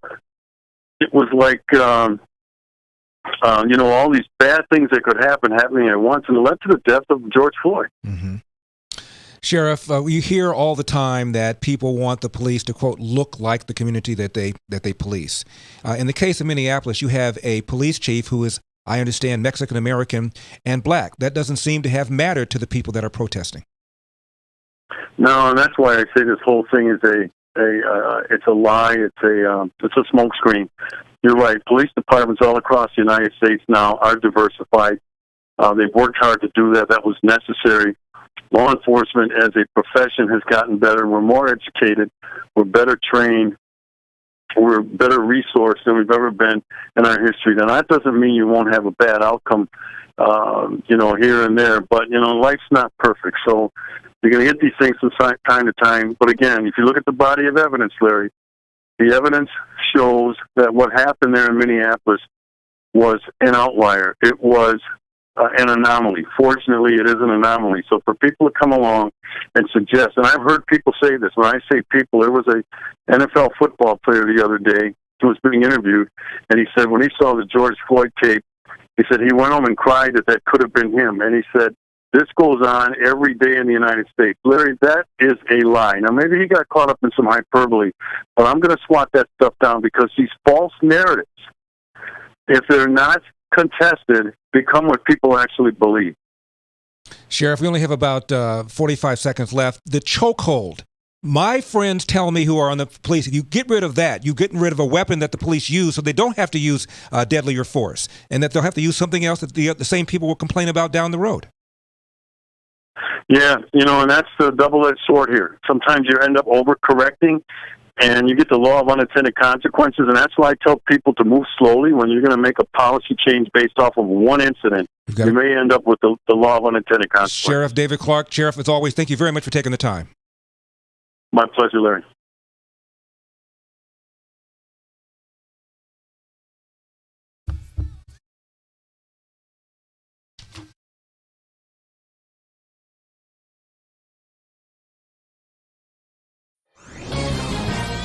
This is Owen Strand for townhall.com.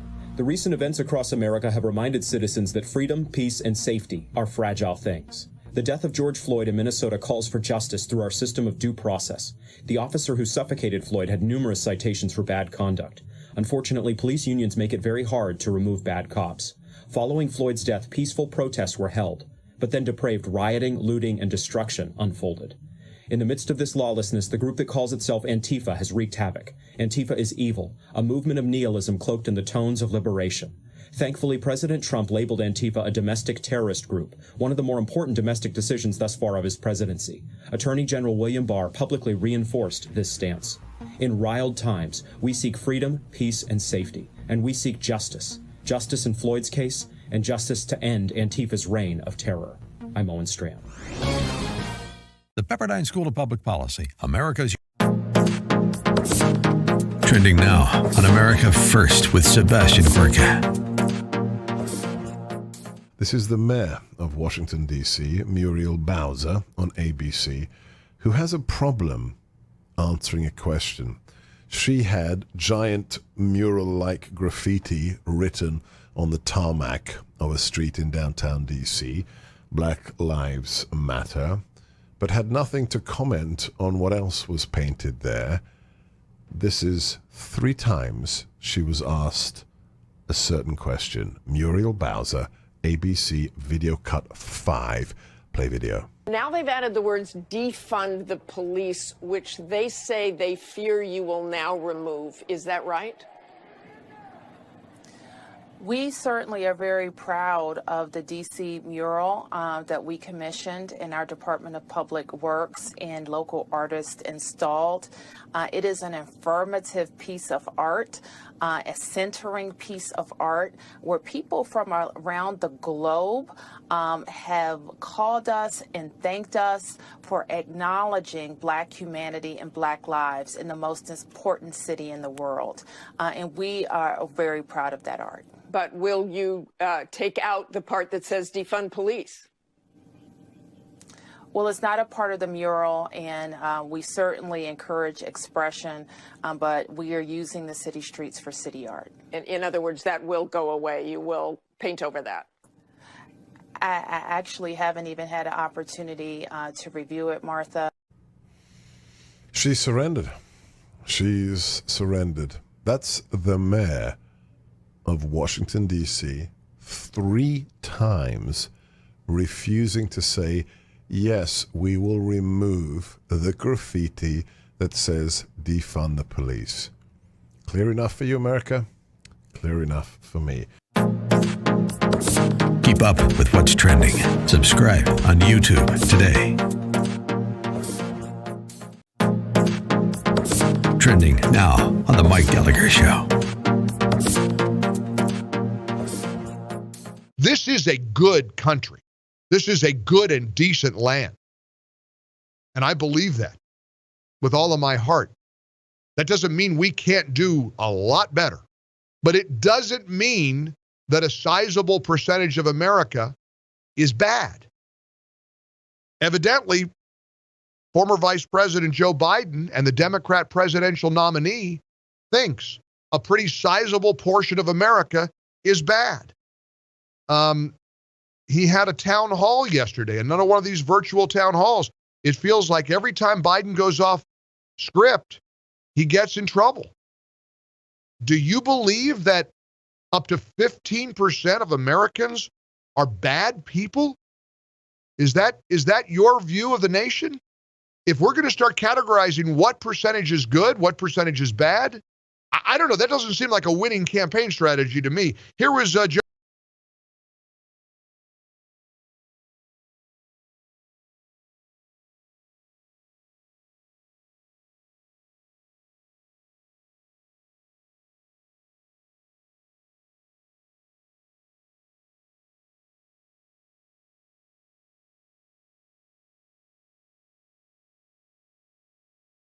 Show Radio and click on the subscribe button. Hey, Larry, this is Sean from Vancouver, Washington. I was just wondering if you heard that the New York Times is changing their slogan to all the news that doesn't cause a staff fit. So more appropriate than the old one. Anyway, love you, love your brother, think about him all the time, and hope you're doing well. Take care. Thank you for that. 888-971-SAGE, 888-971-7243, Larry Elder, ReliefFactor.com studio. Mike Lindell is stepping up. He's making face masks and is delivering them to hospitals all around the country. He's also stepping up for you, offering discounts on all of the MyPillow products. Just go to MyPillow.com, click on the radio listener specials, and check out some amazing offers. Buy one, get one free. Supima My Pillows, Giza Dream Sheets, My Pillow Towels, Roll and Go Anywhere Pillows, Duvet Covers, Giza Pillowcases, Bolster Pillows, Neck Pillows. Plus, if you buy Mike Lindell's book, What Are the Odds? From Crack Addict to CEO, you're going to get free shipping and a $25 gift card. Just go to MyPillow.com, enter promo code Larry, or call 800-890-1843. Be sure and use promo code Larry. The gentleman was talking about the New York Times. The reason he said that is because the New York Times published what I would have thought would have been a relatively harmless op-ed piece by Senator Tom Cotton, talking about the violence in our streets and suggesting that we may come to the point where the National Guard may have to be called out. So, 800 staffers were upset, went to management and said, how dare you publish something like this? And instead of saying, actually, you guys are employees, actually, you work for the newspaper, we make the editorial decisions, you don't like it, you can pound salt, the man who made the decision to run the op-ed piece has now resigned. Michael Goodwin from the New York Post has a piece with the headline, "Leftists are in firm control at the New York Times." Now, I mentioned a few days ago that a man you probably never heard of named Van Gordon Sauter wrote an op-ed piece in the Wall Street Journal and said the media now is so blatantly biased that all pretense is gone. The only salvation is for the outlets to simply admit that they're biased. Van Gordon Sauter was the head of CBS News for decades. And for the former head of CBS News to say it's done, it's so biased now and so blatant that the only salvation is to stop pretending that we're objective and we're fair and balanced, because we're not. Again, former head of CBS said this. The reason this is so important is that when Bernie Goldberg came out with his book called Bias some years ago, he was at CBS News for 28 years. And it occurred to him that the network he worked for was biased to the left. Why it took so long, beyond me, but he did. And he has a section in the book in which he had a conversation with a guy named Hayworth. I think his first name was Andrew. And at the time, he was head of CBS News. And Goldberg complained to him about the biased nature of their news. And this man said to him, and this is pretty much verbatim, "Of course the media are biased. And if you repeat that, I will deny it." End of quote. Well, Goldberg repeated, and the man denied it. Goldberg offered to take a polygraph, and the offer was not taken up on by the other side. This is where we are. And that's why I call this the axis of indoctrination, Hollywood, media, and academia. When you can't even publish in the New York Times, the gray lady, the newspaper of record, you can't even publish an op-ed piece written by a respected sitting senator without 800 staffers going BMW and putting so much pressure that the man who made the decision to publish it resigns? What did Dean Baquet say? The New York Times executive editor, after he hired Bret Stephens, who's a never-Trumper, the kind of Republican that the New York Times hires as writers. And his first column was a column in which he expressed skepticism about climate change, the climate change alarmism. And Dean Baquet said so many people contacted the New York Times and threatened to cancel their subscriptions because you dared to give this guy a job as a columnist. And Dean Baquet then said publicly, the left, as a general rule, does not want to hear thoughtful disagreement. The left, as a general rule, does not want to hear thoughtful disagreement. So his own newspaper accepts the resignation of somebody because he allowed thoughtful disagreement to appear on an op-ed page in the New York Times. By the way, a similar job has now been vacated at the Philadelphia Inquirer after the editor agreed to approve a headline that said all buildings matter, complaining about the torching of building. So he's resigned. He was there 25, 30 years. Drew Brees apologizes for saying, I will never respect people who disrespect the flag. He apologizes. The NFL now apologizes. Well, if you're in pain, you want out. But guess what? So do your friends and family. That's why Pete and Seth, the father-son owners of Relief Factor, created the Relief Factor. Brian in Alabama said after taking Relief Factor for 3 weeks, at least 90% of my pain is gone. My pain had begun to limit me in my mobility. I'm amazed at the relief I've gotten. I should have started taking Relief Factor a year ago when I first heard about it from the Larry Elder Show. Well, about time. Now, over 70% of the people who ordered the 3-week Quick Start go on to order more. Try it. See if it'll work. ReliefFactor.com, ReliefFactor.com, or call 800-500-8384, 800-500-8384.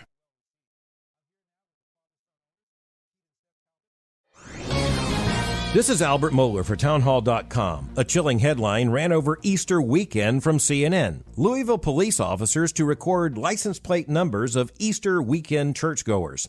Over the course of this pandemic, I've argued that churches should follow generally applicable shelter-in-place orders, that these orders and guidelines do not violate religious liberty. Indeed, we ought to comply with them out of love of neighbor. But if policies single out churches and religious groups, it becomes an entirely different issue, an unconstitutional violation of religious liberty. Over the course of the last several weeks, some government officials have crossed the line. In the case of Louisville, it took a restraining order from United States District Court Judge Justin Walker to curtail Louisville Mayor Greg Fisher's attempt to prevent even drive-in church gatherings. The judge said, quote, "The mayor's decision is stunning, and it is beyond all reason unconstitutional." Consider this. In America, in 2020, comes the threat that they're taking names and they're taking numbers. It's extremely important that all American Christians take note, and in a hurry. I'm Albert Mohler. ADF, fighting for those whose religious freedom is being violated. Trending now on The Mike Gallagher Show. The U.S.-based company Surgisphere, whose handful of employees appear to include a science fiction writer and an adult content model, provided data from multiple studies on COVID-19 co-authored by its chief executive, so far has failed to adequately explain its data or methodology. Harsanyi points out partisans have been rooting against hydroxychloroquine for months now. There's really no other way to describe the manic reaction to a drug that has been widely, though anecdotally, said to have therapeutic value against coronavirus. Politicians have blocked attempts to study the drug. The number of shoddy pieces of journalism surrounding hydroxychloroquine, he writes, is just remarkable. A couple of weeks ago, Biden compared taking hydroxychloroquine to drinking bleach, even though millions of Americans take hydroxychloroquine every day to survive. Well, now we know, according to National Review, that thousands of hospitals around the world relied on Surgisphere data to make determinations about treatment and studies. The World Health Organization, the organization I'm assured we must continue funding, halted clinical trial, right? Well, guess what the World Health Organization has now done? They've reversed course, they've resumed studies, and we very well may learn that hydroxychloroquine is helpful in mitigating the damage that coronavirus does. And if that happens and we've delayed the studies, we can probably thank knee-jerk anti-Trumpism for the delays. Once again, lots of deception going on. Keep up with what's trending. Subscribe on YouTube today.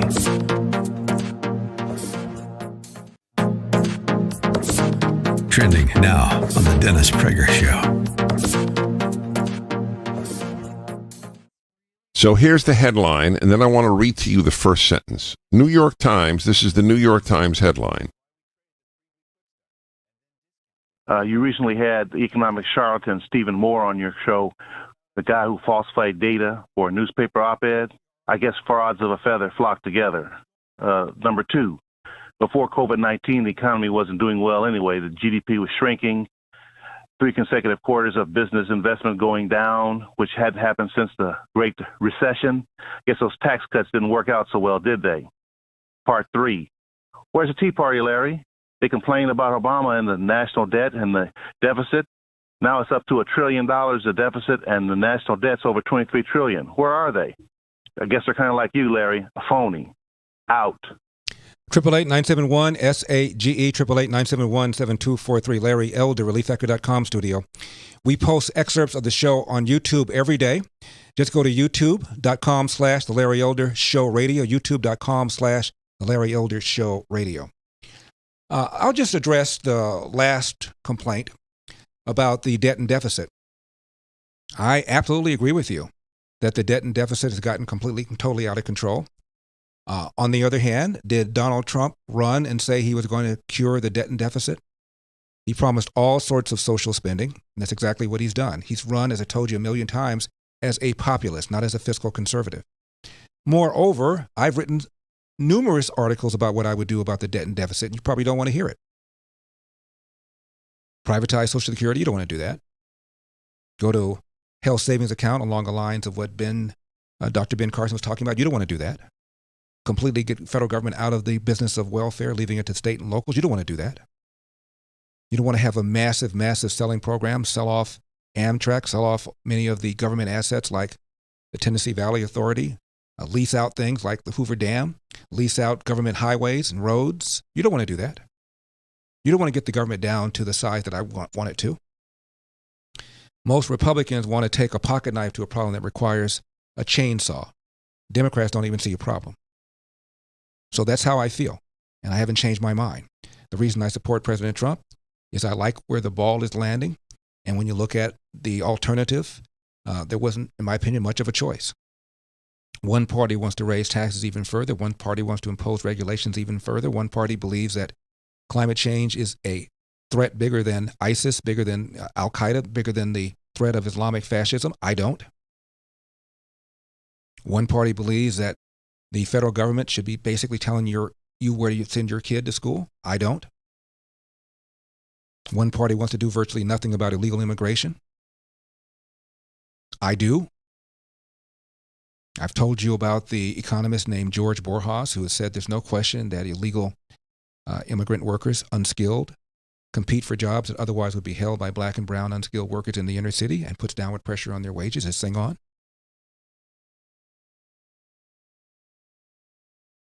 And I consider the top social problem in this country to be homes without fathers.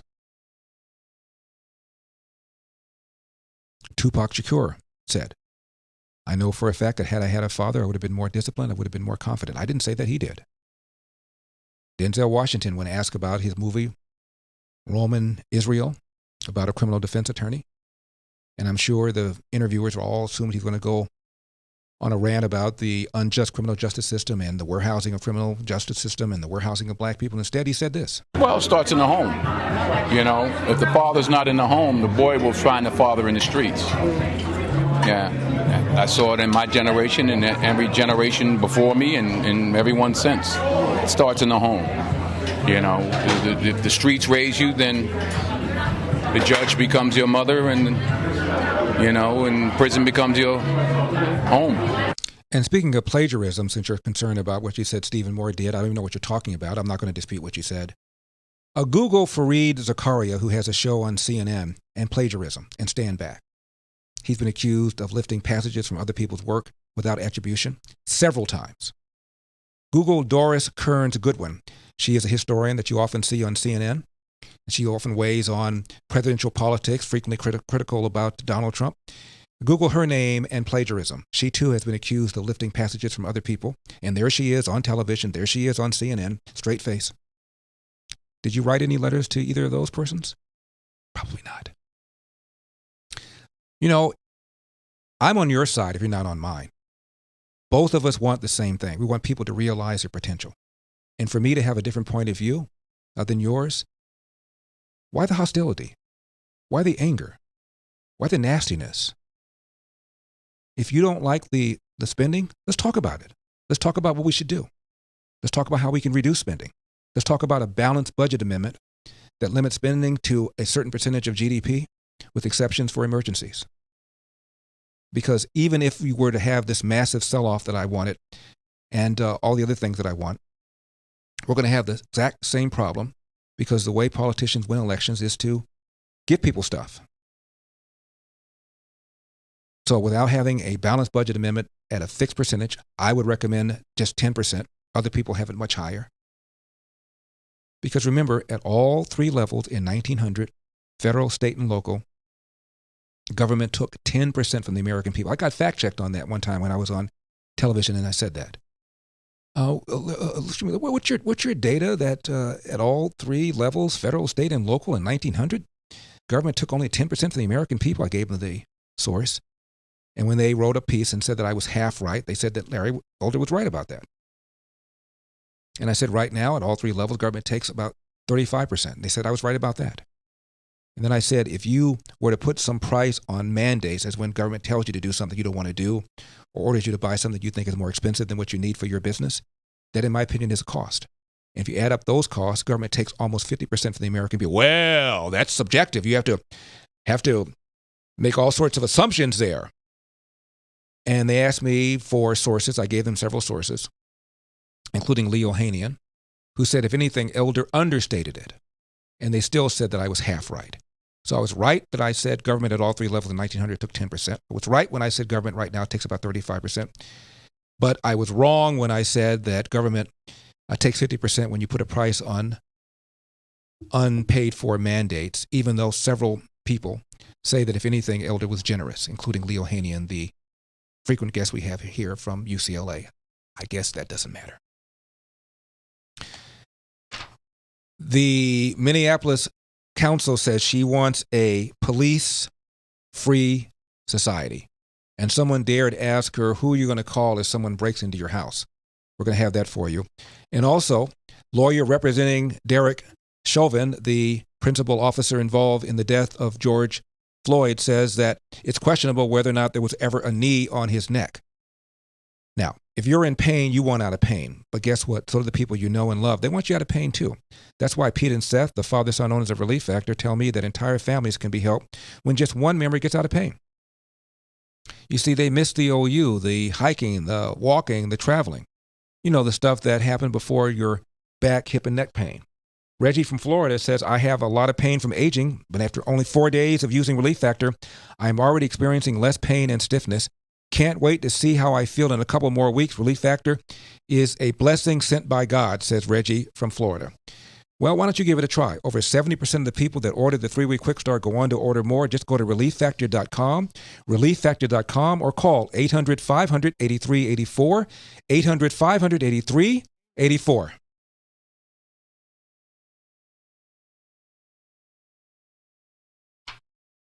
This coming November, you'll have a chance to make a difference. If you vote, you can save this country from the crazies on the left. You know, the ones that want to ruin the economy, turn America into a socialist utopia. Like that'll ever work. But it all starts with one simple act. Make sure you're registered to vote. If you aren't, you're part of the problem. If you vote and you make smart decisions, you'll do more than just make a difference. You'll save the country. We are the answer.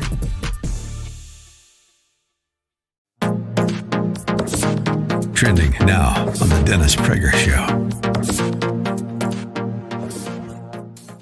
The NFL community and anyone I hurt with my comments yesterday.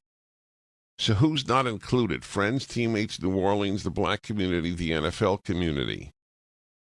I guess so someone living outside of New Orleans who isn't black and is not part of the NFL community. Okay. In an attempt to talk about respect, unity, and solidarity centered around the American flag and the national anthem, I made comments that were insensitive. Really. It's not insensitive to kneel during the national anthem. It's insensitive to say it's insensitive to kneel during the national anthem. Do you understand what we have come to? You can thank the New York Times, your colleges and high schools, the rest of the media. That's the world in which we live today. Up is down and down is up. Good is bad and bad is good. I made comments that were insensitive and completely missed the mark on the issues we are facing right now as a country. They lacked awareness and any type of compassion or empathy. Wow. He really had to grovel. To say that it is wrong not to stand.